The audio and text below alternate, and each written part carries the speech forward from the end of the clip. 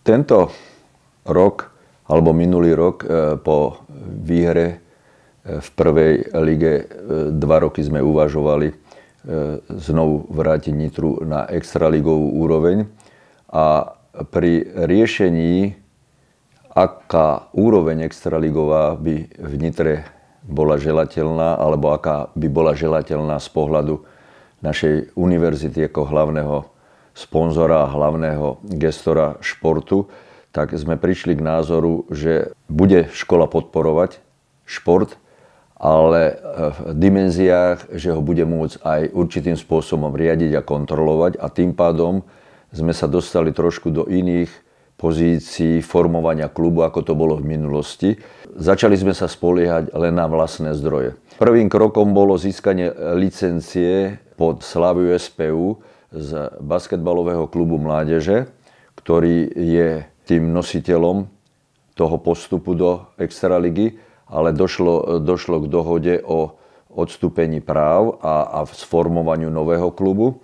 Druhou otázkou bolo mať na to hráčske zdroje, ktoré, keď sme oslovovali tých, ktorí v družstve boli a vyhrali tú prvú ligu, všetci v podstate súhlasili. Bolo jasné, že na extraligu potrebujeme mať aj zahraničných hráčov, s ktorými sme začali pracovať už na začiatku roku 2023, kedy sme mali prvých 2 legionárov, tak aby sme potvrdili ten postup.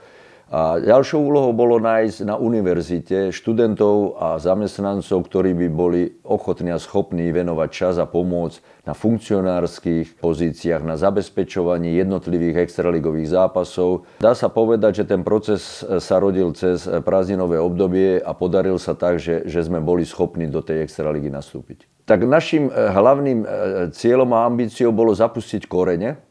To znamená vytvoriť podhubie, základňu pre fungovanie basketbalu aj v budúcnosti výsostne pod vlajkou Slovenskej poľnohospodárskej univerzity.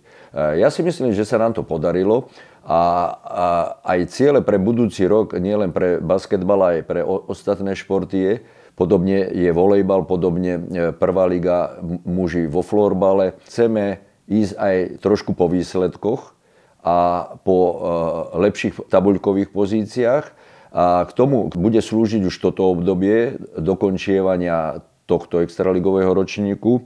Máme tu niektorých chlapcov, ktorých chceme vidieť priamo v akcii počas 2 mesiacov, aby sme urobili správne rozhodnutia na začiatku augusta do nového ročníka, s ktorými ľuďmi môžeme počítať pre vyššie ambície basketbalového projektu. V podstate máme 4 našich študentov, 2 z univerzity Konštantína Filozofa a máme momentálne 3 hráčov, ktorí sú akoby popri zamestnaní.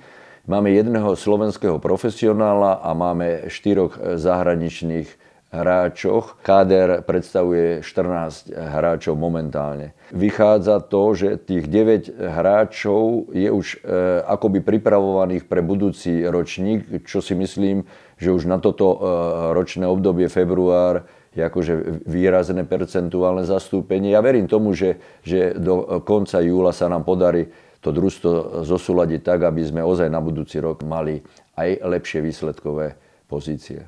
Myslím si, že máme také družstvo, ktoré je sklbením neskúsenosti mladosti s tými ostrielanými hráčmi, ktorí už niečo v basketbale dosiahli. Ja si myslím, že práve ten motív toho, že sme ponúkli tým hráčom možno nie až tak skúseným alebo kvalitatívne na vyššej úrovne možnosť hrať extraligu, že si to tak vážia, že nevidím, že by boli frustrovaní z toho, jak jednotlivé výsledky dopadli alebo z toho postavenia, ktoré máme. Každopádne si každý hráč uvedomuje a váži tú príležitosť hrať extraligu. Nemôžeme preskočiť vývojové etapy. A tá prvá vývojová etapa vôbec odohrať prvý extraligový ročník, dohrať ho a byť pripravený na ďalšie ročníky a samozrejme s lepšími výsledkami, ja verím tomu, že sa nám to podarí a tá cesta, ktorú sme nastúpili, je správna a dobre nastúpená.